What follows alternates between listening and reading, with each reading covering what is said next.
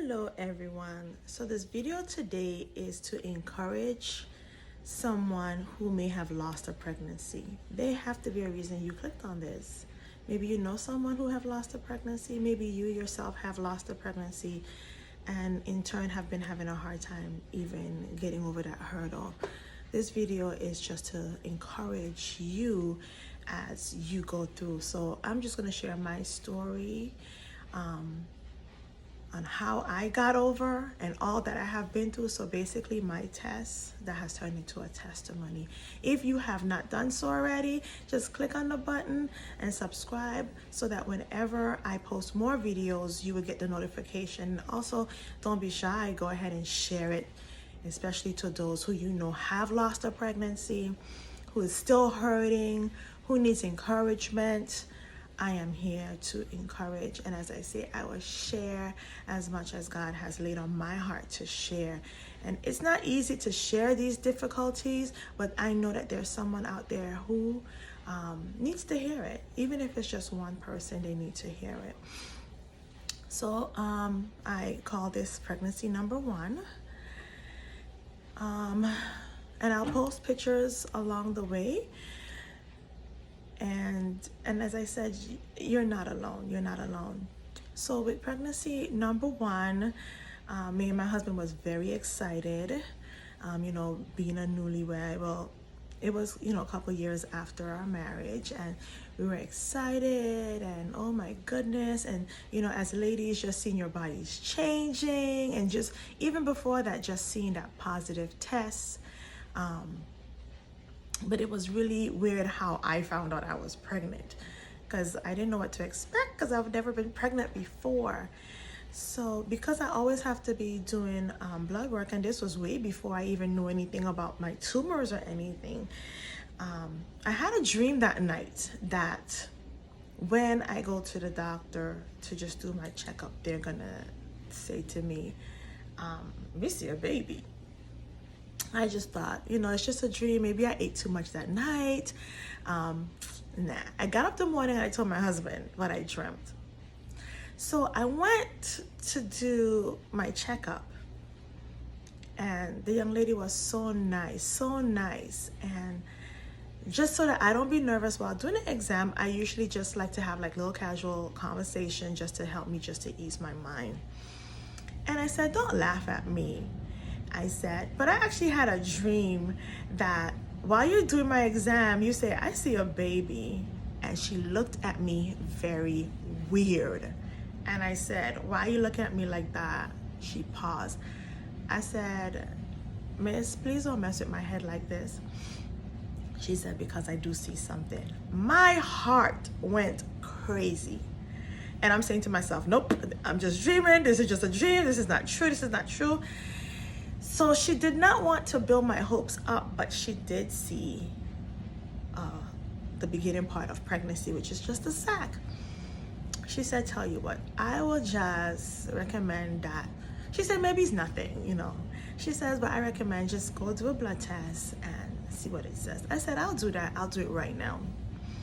I took the test. This was on April Fool's Day, April 1st. I took the test. I tried to take it before my husband came to pick me up. So I said to the technicians, are you able to give me the results over the phone? She said, yes, once you verify it's you, we can do that. While we're driving home, my phone rings.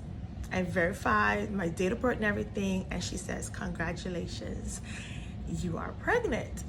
I tried to contain myself because my husband is sitting right there. So I'm like, okay, how do I do this? Because something we've always discussed, he says, listen, I don't want you to surprise me and put no bun in the oven and all this stuff. He said, I just want you to tell me. So I just tried to find still a nice fun way in telling him. So we're driving home, we're going up through the hills and stuff. So those of you who know my husband, he has a hard foot. So I said to him, babe, you're gonna have to start driving much smoother. He's like, what are you talking about? I always drive. I always take it easy.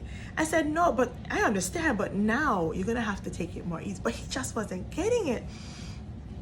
And I'm like, oh God, how do I tell him? I said, can we just go somewhere and just sit and talk? He was like, I worked all day, let's just go home.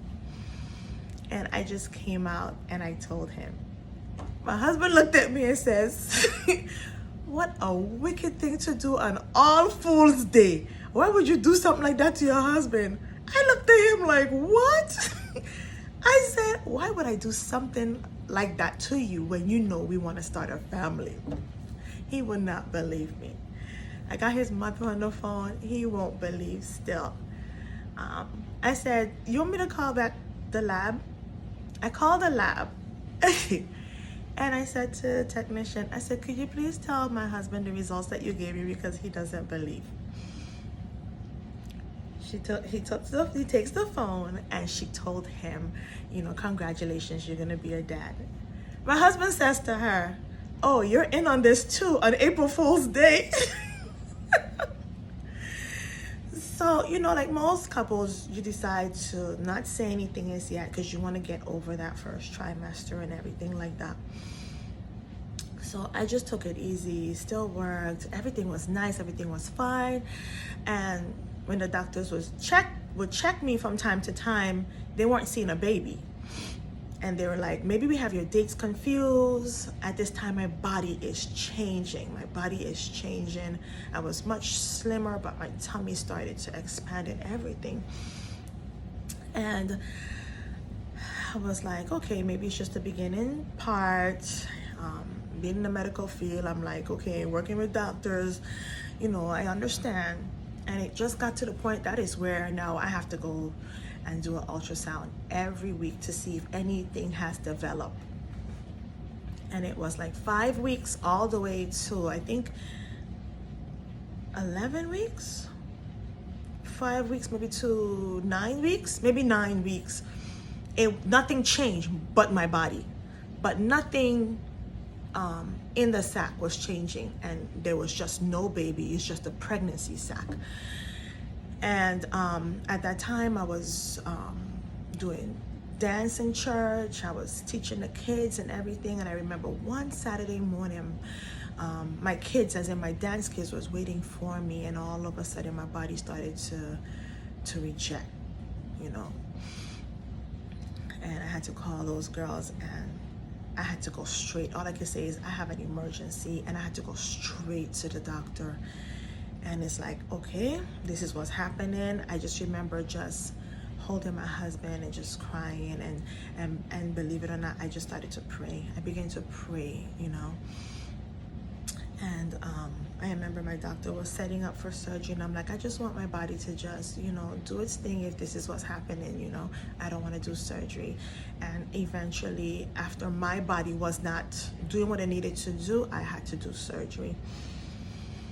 That was the beginning of complications for me, because even after surgery, it's like I'm trying to keep it nice and clean, because I know sometimes kids are watching. My body just was not the same, and I bled for 2 months straight. I had to go back again and do another surgery. And you see, the first surgery, it was the week of my birthday, and I remember my husband throwing this big party for me, and he just kept checking on me. And as a woman, you have to now process this. You just lost a pregnancy and everything. And it helps you to be strong. It helps you to come together with your husband and just really be strong. And as I've said, I don't write down notes or anything. I just want to be able to just open up and just encourage someone. And after a while, I was able to, you know, be okay. I had my parents, I had my brothers, I had my husband, I had my mother-in-law. Just, I had support, I did, for those who knew. And I think that's why people don't really share when they're pregnant, because, you know, the beginning phase is where it's really rough and it's really hard.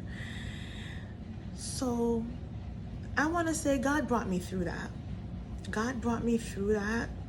I know many marriages you have that friction, but no, you need to come together. You're in this, even though your husband is not the one that's physically carrying this pregnancy, he's carrying it, because just seeing what you're going through, he's right there with you. Join with him and go to counseling, even if you have to talk about it. Don't give up. Just be encouraged. I'm encouraging you from what I have been through. I'm not telling you what someone has said to me or anything like that. I mean, as I say, being in the medical field, you see these things. You can't understand until you go through it. And I know many people, they will say, I have someone that has gone through it, or I have gone through it. And I'm just saying, we as ladies, we don't share these things. Sometimes, I don't know if it's your shame or anything, but I know you're hurting because this is a part of you that has now gone. And I just said, God, only you know why this has happened. I don't understand.